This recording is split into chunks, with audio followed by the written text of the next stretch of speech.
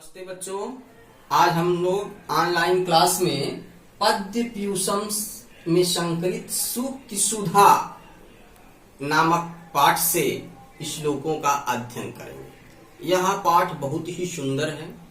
अध्ययन के साथ साथ ये जीवन उपयोगी श्लोक भी इसमें बहुत ही महत्वपूर्ण बताए गए हैं। देखिए बेटा, हम श्लोकों का अध्ययन करते हैं।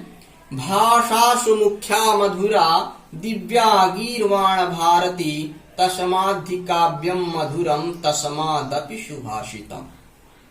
जो संस्कृत भाषा है, जो गीर्वाण भारती है, जो देवताओं की भाषा है, अर्थात जो संस्कृत भाषा है, भाषा भी भाषाओं में मुख्य, मधुर और दिव्य है। और उसमें भी तस्माद्धि काव्यम मधुरम, उस भाषाओं में भी उसमें काव्य मधुर होता है। अर्थात संस्कृत मधुर है, सभी भाषाओं में संस्कृत भाषा मधुर है और संस्कृत भाषा में भी उसका काव्य मधुर होता है और काव्य में भी सूक्तियां मधुर होती हैं। सुभाषितम, जो शोभना उक्ति थी सूक्ति, जो सुंदर उक्तियां हैं, जो सुंदर वचन हैं, वो मधुर हुआ करते। फिर से एक बात देख लीजिए, गीर्वाण भारती, जो देवताओं की भाषा है, सभी भाषाओं में मुख्य, मधुर और अलौकिक है, उसमें भी उसका काव्य मधुर है और काव्य में भी सुंदर वचन मधुर होते हैं। दूसरा श्लोक देखेंगे बेटा। पृथिव्याम त्रीण रत्नानि जल अन्नम सुभाषितम मूढ़ैः पाषाण खंडेषु रत्न संज्ञा विधीयते। कहते हैं पृथिव्याम त्रीण रत्नानि, पृथ्वी पर 3 रत्न है, जल, अन्न और सुंदर वचन। वास्तविक इस पृथ्वी पर 3 ही रत्न हैं, जल है, अन्न है और सुंदर वचन। लेकिन मूर्ख लोग पत्थर के टुकड़ों को मूढ़ैः पाषाण खंडेषु रत्न संज्ञा विधीयते, लेकिन जो मूर्ख लोग होते हैं वो पत्थर के टुकड़ों को रत्न की संज्ञा बताते हैं। लेकिन वास्तविक रत्न क्या है बेटा? 3 है, जो क्या है? जल, अन्न और सुंदर वचन। क्योंकि जो पत्थर के टुकड़े, हीरा जवाहरात, पन्ना, मूंगा इत्यादि जो होते हैं, ये स्वयं के लिए तो लाभकारी हो सकते हैं लेकिन दूसरों के लिए नहीं। लेकिन ये जल, अन्न और सुंदर वचन, ये संपूर्ण विश्व के लिए कल्याणकारी है। वसुधैव कुटुंबकम का यह भाव रखता है। इसीलिए पृथ्वी पर 3 ही रत्न माने जाते हैं, जल, अन्न और सुंदर वचन। लेकिन जो मूर्ख लोग हैं इसके विपरीत पत्थर के टुकड़ों को रत्न की संज्ञा बताते हैं। अगला देखिए बेटा। काव्य शास्त्र विनोदेन कालो गच्छति धीमताम व्यसनेन च मूर्खाणाम निद्रया कलहेन वा। इसमें समय को बताया, समय के महत्व को बताया गया है कि जीवन में समय का कितना महत्व होता है। इन्होंने बताया काव्य शास्त्र विनोदेनो कालो गच्छति धीमताम। जो धीमताम है, जो बुद्धिमताम जनानाम, जो बुद्धिमान लोग हैं, उनका जो समय है काव्य शास्त्र के अध्ययन में व्यतीत होता है। अर्थात उनका एक एक क्षण सदैव काव्य शास्त्र के अध्ययन और विनयशीलता में व्यतीत होता है। लेकिन इसके जो विपरीत लोग हैं, मूर्ख लोग हैं, वो क्या कहते? व्यसनेन निद्रया कलहेन वा। उनका समय व्यसन में, निंदित कार्यों में, निद्रया सोने में और कलह करने में व्यतीत होता है। इसलिए जीवन में समय का बहुत ही बड़ा महत्व है। हमें अपने समय को कैसे व्यतीत करना है, इस श्लोक के माध्यम से आपको जरूर सीखना चाहिए। फिर से एक बार देखिए, धीमताम, जो बुद्धिमान विद्वान लोग हैं, ज्ञानी लोग हैं, उनका समय काव्य शास्त्र के और विनयशीलता में व्यतीत होता है। लेकिन जो मूर्ख लोग हैं उनका जो समय है व्यसनेन निद्रया कलहेन वा, अर्थात निंदित कार्यों में, निद्रा में, सोने में, कलह में व्यतीत होता है। इसीलिए हमें समय का सदुपयोग करना चाहिए, सदैव अध्ययन आदि में ही व्यतीत करना चाहिए। अगला श्लोक देखिए बेटा। श्लोकस्तु श्लोकताम याति यत्र तिष्ठन्ति साधवः लकारो लुप्यते तत्र यत्र तिष्ठन्ति असाधवः। इसमें कहा कि जहां साधव, जहां सज्जन लोग हैं, वहां पर श्लोक पढ़ने से, सुनाने से यश और कीर्ति, श्लोकता में आती, माने श्लोकता, यश कीर्ति आती है। जहां पर सज्जन लोगों का वास है, विद्वानों का वास है, वहां श्लोक पढ़ने से कीर्ति और यश मिलता है। लेकिन जहां पर असाधव, इसमें तिष्ठन्ति असाधवा, यड़ संधि है, अलग करेंगे, तिष्ठन्ति असाधवा हो जाएगा। जहां पर असाधु लोग, असज्जन लोग हैं, वहां पर श्लोक के लकार का लोप हो जाता है। अर्थात श्लोक है स ल क, जब ला का लोप हो जाएगा तो शोक बचेगा। अर्थात वहां पर श्लोक इत्यादि को पढ़ने से शोक ही बचता है। वहां पर ला का अर्थ लुप्त हो जाता है, लकार ही लुप्त हो जाता है, अर्थात शोक का कारण बन जाता है। फिर से एक बार देखिए, जहां पर सज्जन लोग होते हैं वहां श्लोक पढ़ने से कीर्ति और यश मिलती है, यश आता है। लेकिन जहां असज्जन लोग होते हैं वहां लकार का लोप हो जाता है। धन्यवाद बेटा। आप इसको 5 श्लोकों को अच्छी तरह पढ़ेंगे और इसका ससंदर्भ व्याख्या करके, अनुवाद करके जरूर हमें सेंड करेंगे। होमवर्क बहुत जरूरी है, पढ़ करके हमें जरूर आप अपने से लिखने का प्रयास करेंगे और जरूर भेजेंगे। अगर कहीं आपको दिक्कत आती, परेशानी आती है समझने में, आप व्हाट्सएप के माध्यम से हमसे या मोबाइल फोन के माध्यम से हमें कॉल करके भी आप पूछ सकते हैं किसी भी समय पर। और आप अधिक से अधिक बच्चों को भी, अपने मित्रों को भी जरूर बताएं कि क्लासेस लगातार चल रही हैं और आप अपने इस समय को जरूर सदुपयोग करें, क्योंकि समय व्यतीत हो जाने पर वह समय दोबारा वापस नहीं आता है। इसलिए जरूर पढ़ें बेटा और इसे लाइक करें और इसे जरूर दूसरे बच्चों के पास भेजें। तो हम आपको अभी कल सूक्ति सुधा के कुछ 5 श्लोक हम आपको पढ़ा चुके थे, उसके आगे आज हम आपको पढ़ाने जा रहे हैं। आपका श्लोक है, वसुमती पतिनानुसरस्वती बलवता रिपुड़ा न च नीयते सम विभाग हरैर न विभज्यते विबुध बोध बुधैरपि सेव्यते। फिर एक साथ हमारे साथ पढ़ेंगे, वसुमती पतिनानुसरस्वती बलवता रिपुड़ा न च नीयते सम विभाग हरैर न विभज्यते विबुध बोध बुधैरपि सेव्यते। ये जो विद्या है, विद्या की इस श्लोक में विद्या की विशेषता बताई गई है। ये विद्या जो है सभी धनों में सर्वश्रेष्ठ धन माना जाता है। विद्या धनम सर्वधनम प्रधानम। विद्या रूपी जो धन है वो सभी धनों में प्रधान है। उसी की विशेषता, विद्या की विशेषता इस श्लोक में बताई गई है। क्या बताया गया है कि वसुमती पतिना नु सरस्वती।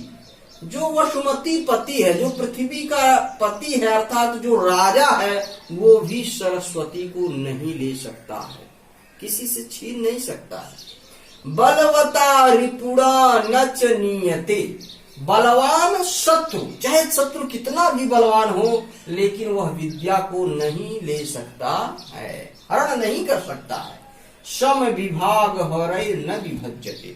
सम विभाग वाले भाई बांधव, बंधु बांधव इत्यादि, जिनका हर किसी में बंटवारा हो जाता है, लेकिन विद्या को वो बांट नहीं सकते हैं। सम विभाग हरैर न विभज्यते। विद्या को वो कभी बांट नहीं सकते हैं। विबुध बोध बुधैरपि सेव्यते। विद्या तो ज्ञानी जनों के द्वारा सेवित होती है, अर्थात जो ज्ञानी है, जो विद्वान है, उन्हीं के द्वारा ये सेवित होती है।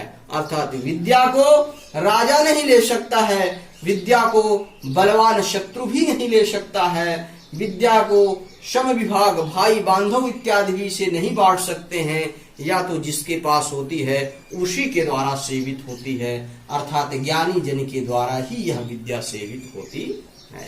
इसीलिए विद्या को सभी धनों में प्रधान माना जाता है। अगला देखिए, लक्ष्मी कैसी होनी चाहिए, धन। कुछ चीजें इस श्लोक में बताया गया है कि लक्ष्मी कैसी होनी चाहिए, विद्या कैसी होनी चाहिए, पुत्र कैसा होना चाहिए।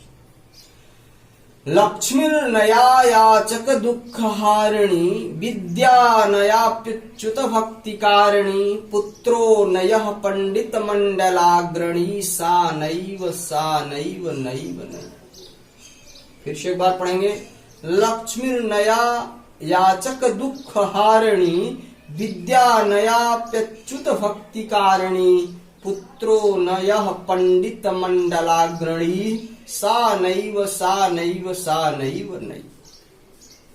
इस श्लोक में बताया गया है कि वह लक्ष्मी नहीं है जो याचक के दुख को हरने वाली नहीं। वह धन नहीं है जो याचकों के दुख को दूर न कर दे। वह विद्या नहीं है जो अच्युत भक्ति कारिणी, जो विष्णु की भक्ति कारिणी नहीं है। जिस विद्या में दया नहीं है, प्रेम नहीं है, भक्ति नहीं है, वह विद्या नहीं है।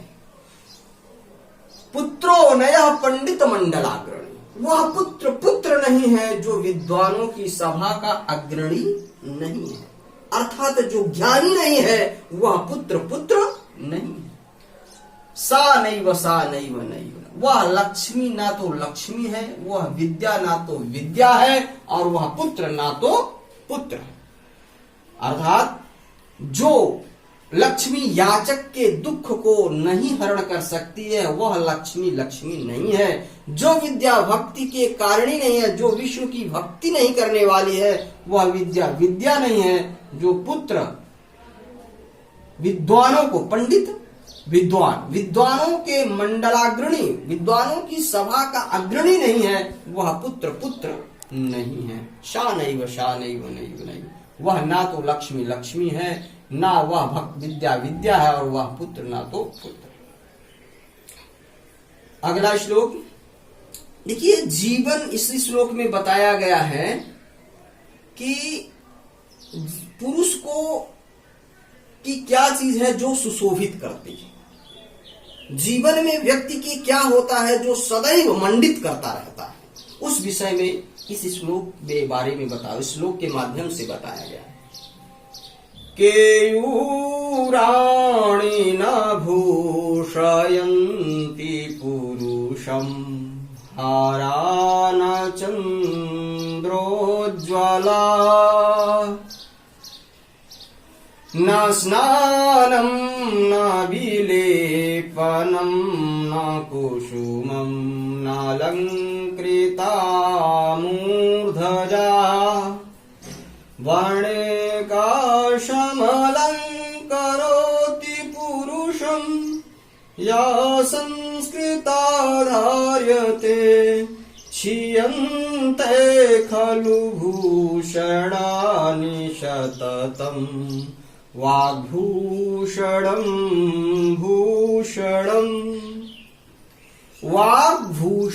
भूषणम्। वाणी ही मनुष्य का सब कुछ आभूषण है, लेकिन वह वाणी कैसी होनी चाहिए? संस्कृता धार्यते, संस्कृता, परिष्कृत, सुंदर, अच्छी वाणी ही व्यक्ति का संपूर्ण आभूषण होता है। देखिए, केयूराणि न भूषयन्ति पुरुषम, केयूराणि बाजूबंद, कुंडल इत्यादि पुरुष को भूषित नहीं कर सकते हैं, विभूषित नहीं कर सकते हैं। हारा न चंद्रोज्ज्वला, चंद्रमा के समान उज्जवल हार भी धारण कर ले वह उसे सुशोभित नहीं कर सकता है। ना स्नानम, चाहे जितना स्नान कर ले वह उसे सुशोभित नहीं कर सकता है। न विलेपनम, चंदन इत्यादि का लेप करने से वह सुशोभित नहीं हो सकता है।